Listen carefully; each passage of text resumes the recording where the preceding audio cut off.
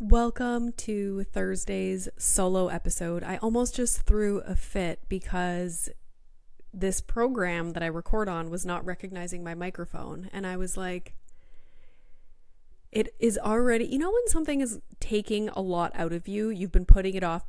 You're like, oh my God, like, I know I have to do this. And even though it's like an insignificant thing, it's like a big deal. And you're like, okay, I'm gonna go do it. And then you go to do it. And something out of your control is now preventing you from doing it, but you just built up all this motivation to go and get it done. That's the moment that I just had. I was not going to smash my laptop because it was very expensive. Apple doesn't mess around. But anyways, all I did was unplug the cord. And don't get me wrong, I already tried to unplug it, plug it back in. Close the program down, open it back up. I checked to see if the microphone was being recognized on other programs, and it was. But all I did was take the plug out of the side of the laptop, turn it upside down, and put it back in. So it must like this connection better. Anyways, hopefully it sounds okay. I decided to hold this little microphone instead of hold the stand. I am not in my studio downstairs. If you follow my Instagram stories, you know that I set up my iMac down there, even though it was just on the floor, and I was uploading some files to a Dropbox, and a frickin' centipede ran past me, and it really kind of derailed the whole setting up the studio last night. I'm also going to be ordering new microphones, new arms that hold the microphones that you attach to the table.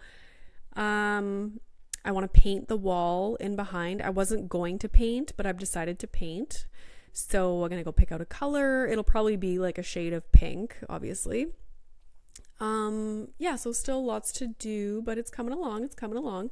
Hopefully by September, the studio is totally set up so we can get rockin' and rollin'. Okay, so it is August. I am recording this on August 2nd. It's going to go out tomorrow because summertime is just me doing everything last minute and flying by the seat of my pants. So I am recording this at 6 p.m.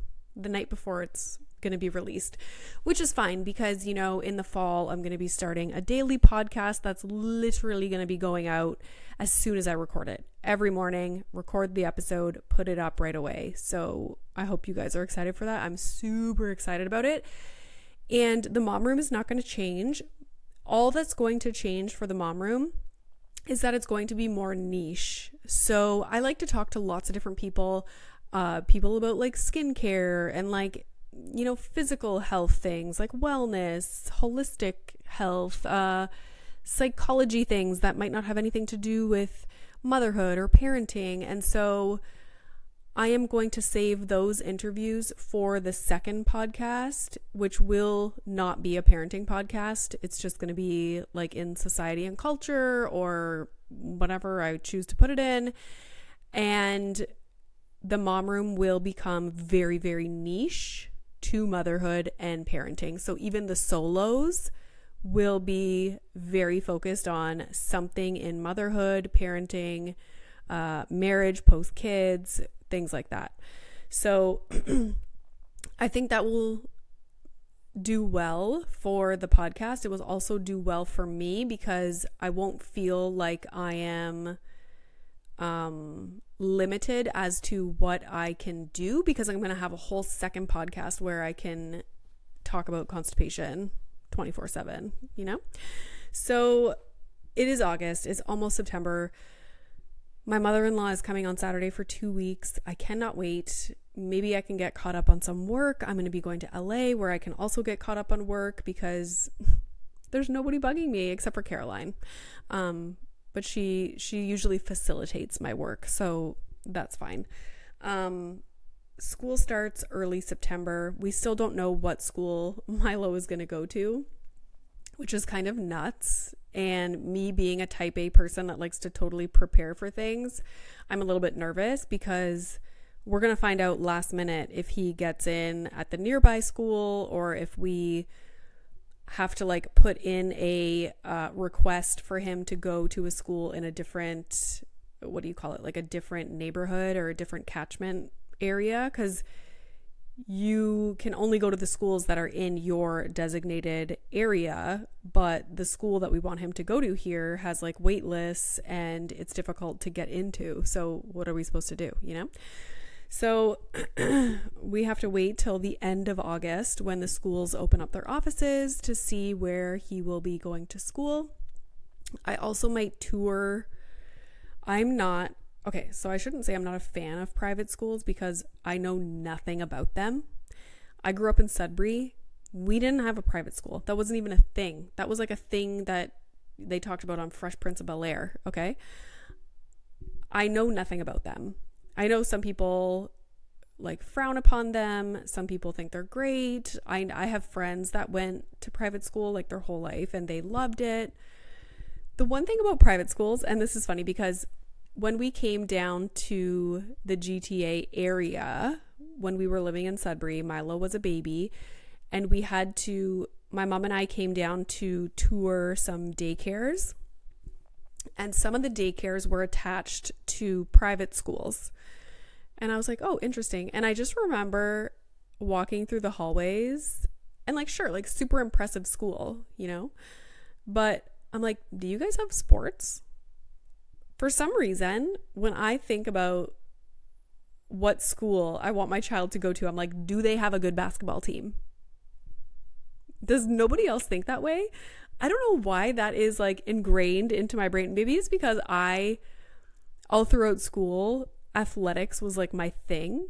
And I find it to be so important just to like make friends. And it's not to say that like you can't have the same experience if you're in a band, in music, or like theater, but for me it was sports. So every time I would walk into a private school and I'm going down the halls and I like see the gym, there's no like banners or, you know, there's like 5 people on the basketball team and they play like the private school down the road. They're not in the, what do you call it, like the group of like the public school system for sports, you know, like you go through the semester, you play all the teams, then you do like a city championship. Like I don't think private schools have that, and that really like is a no for me, dog. I'm not opposed to it, and who's to say Milo is even gonna play sports, you know? We signed him up for soccer and he freaking sat on our lap the whole season. So I don't want to like base my entire decision if he doesn't get into the school that we want him to go to. I don't want to be like, no, private schools are off the table, because I know nothing about them. And my only beef with them is that it seems to me like they don't really do sports or athletics. Maybe I'm wrong. Let me know. Okay. But this is so crazy. Like I have a whole list of stuff that I want to talk about. I have my first line on my notes here for the solo is, it's August, almost September, happy face. And I just talked for 10 minutes on that one line. That was supposed to be like a 30-second thing. So moving along. I now have a PhD in fish, and I'm not upset about it yet. Everyone's like, you are going to regret this so much. And I'm like, I know. Like, I could have told myself that before we bought the fish tank. I know. And so the way the fish happened, the fish tank, we don't have the fish yet. The way it happened was Milo was obsessed with fishing when we went to my parents' place. Every single morning, every single evening, he was fishing with my dad nonstop, catching fish. He was obsessed. He would wake up, and before he even like went for a pee, he was like, can we go fishing? Can we go fishing? So into it. So I was talking to him one night when I was putting him to bed, and he was like, yeah, tomorrow I'm going to catch a fish and we're going to take it home. And I was like, no, you can't take the fish out of the lake and take them home. They can't live in a container at our house. Like, they live in the lake. It's set up for them. They eat things in the lake, like the water is the proper temperature for them. And he was like, I can just feed them in the container. I was like, no, it doesn't work like that. And I was like, listen, and this is where I really fucked up. I was like, listen, there are fish that you can get. You can get a proper tank and we can set it up at home. And there are fish that you can get that can live as your pet at home. So maybe when we get home, we can talk to daddy and we can think about maybe getting a fish for your birthday.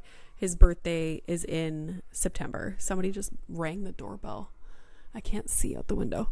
Anyways, then we were talking to my husband about it and it became a whole thing. And we were like going out to find the Zoomer magazine, which, have you seen the photo shoot in the Zoomer magazine? It's a Canadian magazine, so I don't think it's sold elsewhere, but I am going to post a link where you can order it.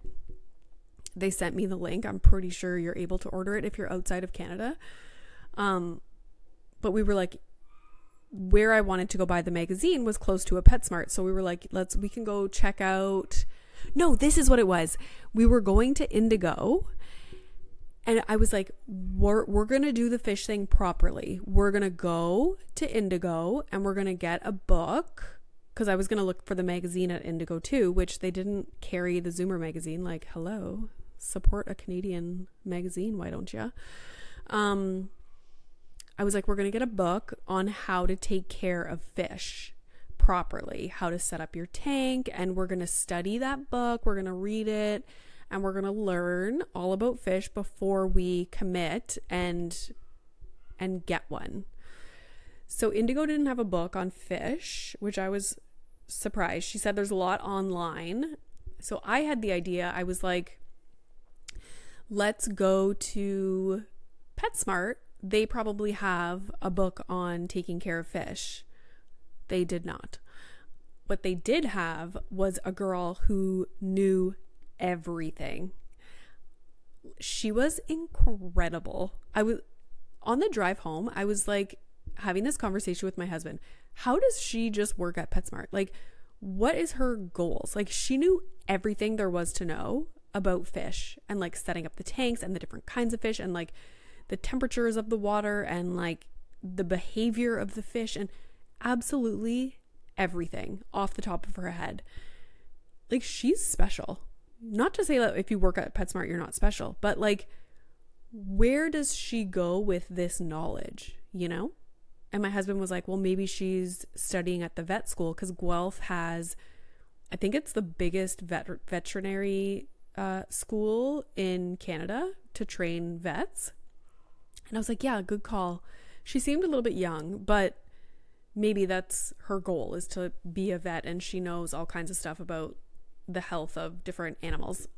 But I was so impressed. So we didn't need a friggin' book because we had this girl helping us. She answered all my questions plus more, like gave us so much information that we then felt confident that we knew what we were going to do with regard to a fish. So let me share some of this knowledge if you're thinking about getting a fish.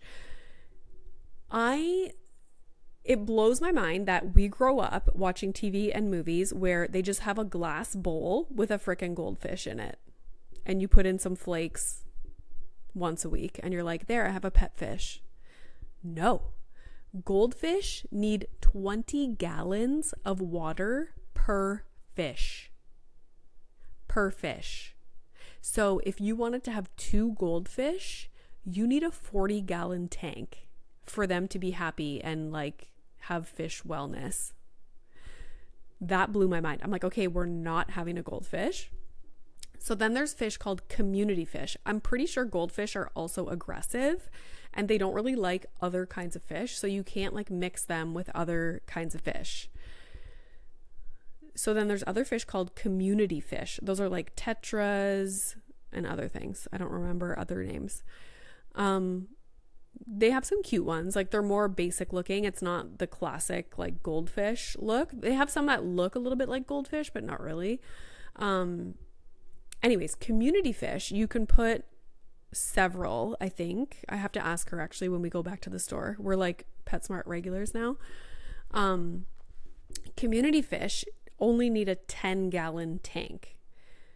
And so I'm like, okay, I want to get, they have all these like cute looking tanks with like, there's like no filter or anything. They're just like aesthetically pleasing. No. Those are not the tanks that you get for a community fish or for goldfish. You need like the big clunky tanks with the filter and the heater and the thermometer. So the other tanks, the aesthetically pleasing ones, were for betta fish, which they just live by themselves because they will fight the other fish. So they had some cool tanks with like a divider in between, so you could have 2 betta fish on each side.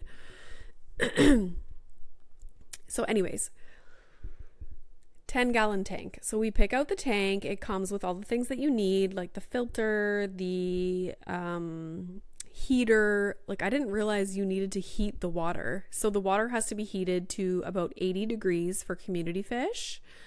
And the filter has to run. And before, she was like, I highly recommend, like, she's a genius. She's like, I highly recommend. A lot of people come in here and they just want to fish right away. And so they like grab their tank, they take it home and they buy fish the same day and just put the fish in the tank. She's like, I really recommend that you take your tank home, set it up properly, put in so we used our filtered water, because right on the instructions of the tank, it says if you have a water softener, not to use that water. So we used our filtered water, which was like 45 trips from the kitchen to Milo's bedroom. And then you put in liquid into the water. There's this special bacteria that has to like start the life cycle in the tank. And then there's also a water conditioner that like takes out the chlorine and the stuff that's harmful to the fish that's in our drinking water. So she's like, I recommend you do that, wait for a few days, like let the tank become a freaking fish ecosystem, test the water. I bought water test strips on Amazon. In the store, they were super expensive. I don't know if they're better. I don't know. I just bought aquarium test, like water test strips, which is super helpful. So we tested our water. We put those not the chemicals, but the things in the water yesterday. And already today, the water is looking really good based on that strip. And then, yeah, like every week, I don't know like the maintenance of the tank yet. I'm sure it's a goddamn nightmare. But so far our tank is looking good. But I was just shocked to learn all of this information because they make it seem like you just go get a bowl, you fill it with some tap water, and you put a goldfish in it. And now you have a fish. That is not the case at all. And no wonder every single person I talk to is like, oh my God, we got fish. They die all the time. Were you taking care of them properly? Did you talk to the girl at PetSmart that literally knows everything there is to know about fish? Because you probably didn't. Take the time to learn how to nurture your fish, you know? So I'm going to keep you posted on the fish. Another thing I wanted to talk about was I was listening to this podcast on my way home from my parents' place. It was called The Genius Life with Max Lugubaba. I don't know his last name off by heart. That's bad.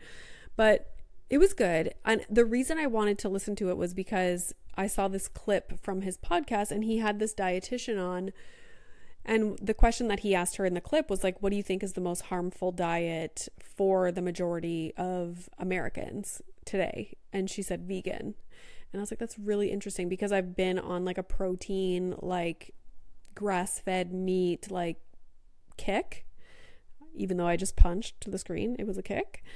So I was like, that's interesting. I want to listen to this episode. And one thing that they talked about, which I think about all the time when it comes to anything, is like black and white thinking and how dangerous it is, especially when it comes to nutrition and health things. Everyone, and there's so many influential people online who something works for them and they like go to town on that one thing, but they generalize it to everyone. Like, I really like some of the content from this Paul Saladino guy. He's like super I first listened to him on the Skinny Confidential, and I was like, wow, like a lot of these people are very charismatic and they're very knowledgeable, like extremely knowledgeable. But if there's one thing I know about research, it's that you can find research to back up whatever you're trying to say. Not that the research article itself will back up what you're trying to say properly and adequately and efficiently, but you can pull things that will support what you're trying to push. So I'm always like leery of these very black and white things. It's like this is the way to do it for everybody. Everybody, you know, you want to get healthy, do this. And it's like, no. It made me think about all the black and white parenting things, breastfeeding, formula feeding. It's like nobody can think in the gray area. Like there are situations where formula is best. Nobody wants to acknowledge that. Like some people do, but people are very like black and white. Like screen time, no, it's terrible. No, it's not. Not all the time. It's a gray area. Sleep training, it's terrible. It's bad. No. No, it's not. It's a gray area again. Like there are so many variables that have to be considered for these things to be able to understand whether it's good or bad. Every individual situation is unique and will come up with a different answer. And it's the same when it comes to like diet and nutrition. Obviously, there are some things that are generalizable to everybody. But this is also why I hate, even just last week, I was like, okay, I'm not eating gluten. And then I was like, oh, I had this bread from Costco. It's like very high fiber. It only has like wheat protein in it. And it was like, I don't know, it's this special bread that my mom has been buying from Costco. It's called carbonate bread. It was incredible. So I had a few pieces of that when I wanted something that would require a piece of bread. And so somebody was like so quick to DM me being like, that's not gluten-free, you're eating gluten. And I'm like, okay. And this is why I hate, like, people are like, are you vegan? I'm like, no, I'm not vegan. Like, this was before when I would eat mostly plant-based things. I hate like the black and white. I hate labeling things. Like, that's why I stay away from like, I am gluten-free. Well, no, because if my husband and I go to the movies and there's something that I want to eat, or like I go out to someone's house, let's say I go to someone's house for dinner and there's something that I want to try that they made, like I want to eat it. And then people are be like, you're not gluten-free. It's like, okay. So I like to say I'm avoiding gluten as best I can. I am avoiding so-and-so.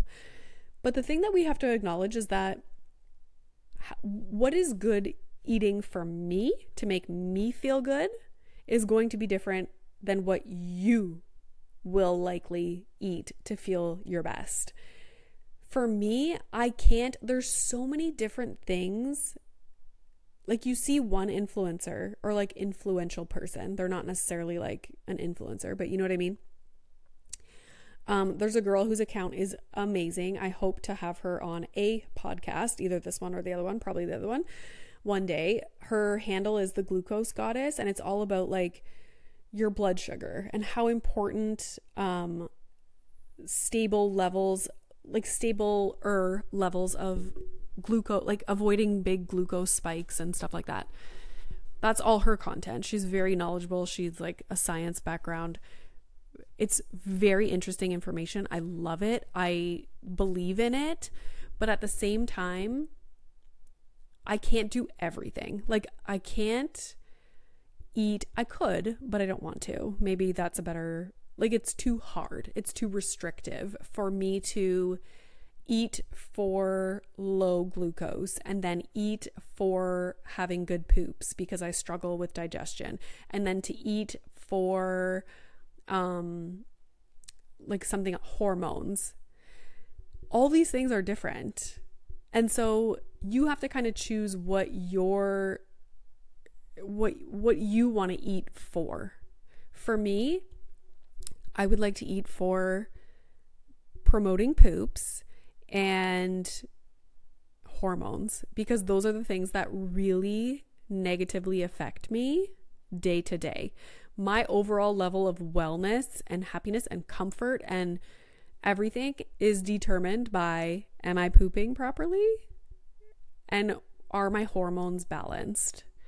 So it's overwhelming when you, like, I want to do all the things. I want to be like, oh, okay, like I'm avoiding sugar, which has been quite simple, I must say, but every once in a while I really want like a cookie or something, like a piece of cake or a lady glazed donut. But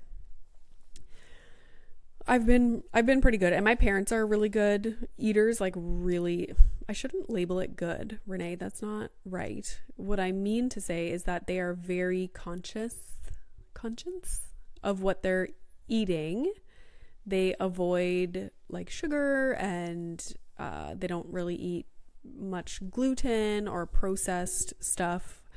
So it was easy for me to avoid sugar and eat really well for me at my parents' place. So I'm trying to continue that while being at home. It's a little bit more difficult because I want to go do fun stuff. Like I want to go get ice cream and do stuff like that, which I probably will, guys. Like, let's be honest. But for now, I'm just trying to get my digestion back in order. And because I'm in luteal phase, stabilize my hormones or balance my hormones, because I have not been sleeping. I wake up at 2 a.m. every single night the week before my period, and I'm wide awake for hours.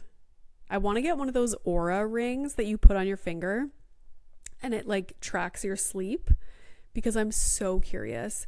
Because sometimes I think I'm half asleep, half awake for hours once I'm up. And I'm really curious. Like I want to see the data.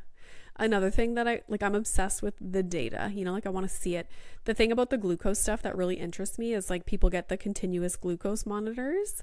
And so you can see how what you're eating affects how it affects your glucose, like the spike and then the crash. And so I'm trying to be better. I know right now, like today, for example, I have not eaten enough, not for luteal phase. No.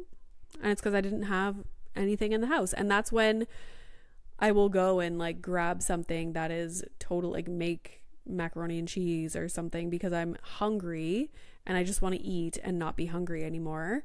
So I need to be prepared with foods that will nourish me, help my digestion, and balance my hormones.